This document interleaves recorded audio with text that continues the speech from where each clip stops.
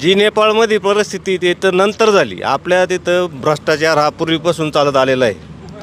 आज परिस्थिती अशी आहे, प्रताप सरनाईकसारखे लोक त्यांच्या नातवासाठी किती कोटीची गाडी घेतात आणि जाहीररित्या सांगतात अजून मीडियामध्ये की त्यांनी मला इतका डिस्काउंट द्यायला पाहिजे होता, तितका द्यायला पाहिजे होता. सर्वसाधारण जनतेला इथं 5 किलो धान्य देतात. ते 5 किलो धान्यावर खुश आहे आज सर्वसाधारण जनता. आणि ते मंत्र्यांचे मुलं, आज अमित शहाजीचा मुलगा काय करतो किंवा कोणताही जे परिवारवाद म्हणत होते ते किंवा ईडीच्या संस्था आहे आज त्यांच्या ताब्यात. ज्या मागच्या वर्षी भाव वाढले तर ईडी लगेच यायची. लासलगाव मार्केटमध्ये आता ईडीला कुंभकर्णासारखी झोप लागली. आज ईडी कुठे गेली? आता काँग्रेसचे गेले ना भाजपमध्ये.